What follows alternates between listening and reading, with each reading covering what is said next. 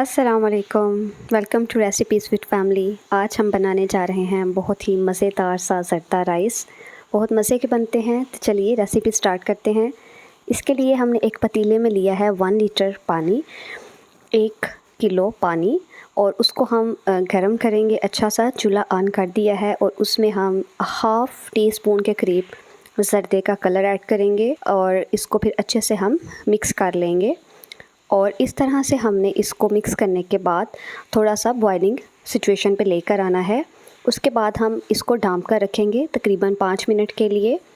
और 5 मिनट के बाद जब इसमें बबल्स बनना शुरू हो जाएंगे तो हम इसमें ऐड कर देंगे चावल मैंने लिए हैं 1.5 पाव के करीब। 1 गिलास बनता है मेरा, और इसको मैंने हाफ़ आवर के लिए, आधे घंटे के लिए धोकर अच्छे से भिगो कर रख दिया था। और अब उन चावलों को इस पानी में डाल देंगे और इसको हम 1 से 2 दफ़ा बिल्कुल हल्के हाथ से मिक्स करेंगे। बहुत ज़्यादा इसको मिक्स नहीं करेंगे ताकि चावल हमारे टूटे नहीं। और इसको हम अच्छे से जो है वो पका लेंगे, मतलब कि एक कनी तक हमने चावल को पकाना है। बॉइलिंग पोजीशन इस तरह से आती जाएगी और हम चेक करते जाएंगे कि चावल जो है जब एक कनी तक रेडी हो जाएंगे तो तब हम इनको छलनी में पानी इनका निकाल लेंगे और चावल हमारे सेपरेट हो जाएंगे और पानी जो है वो हम निकाल कर फेंक देंगे।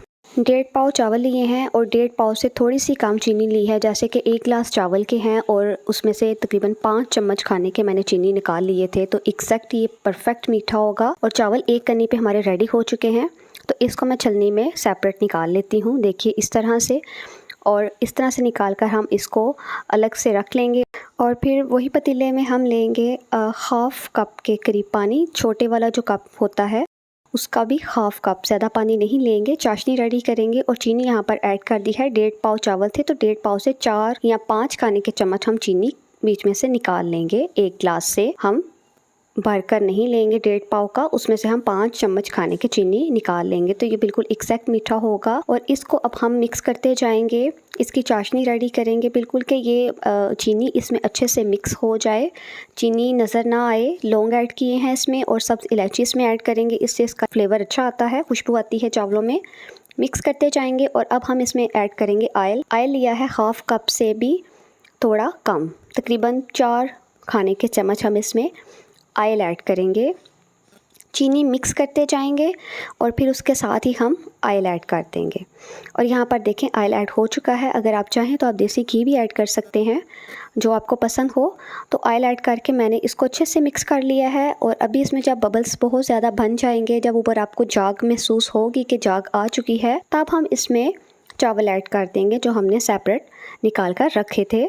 और यहाँ पर देखें बहुत अच्छे से बबल्स बने हैं। देखें आपको फ़ील हो रहा है कि जाग ऊपर आई हुई है। तो अब ये पॉइंट है कि जब हम इसमें चावल ऐड करेंगे, चावल ऐड करके हम इसको मिक्स करेंगे। बहुत ज़्यादा सख्त हाथों से नहीं, बिल्कुल नॉर्मल और लाइट सा, ताकि चावल ना टूटें। चम्मच बार बार नहीं चलाते, चावल टूट जाते हैं इस तरह से।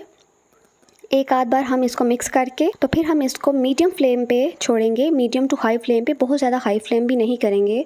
इसका पानी खुश्क करेंगे और पानी खुश्क हो जाएगा तो तब फिर हम इसको बाद में 15 मिनट के लिए दम पर रखेंगे।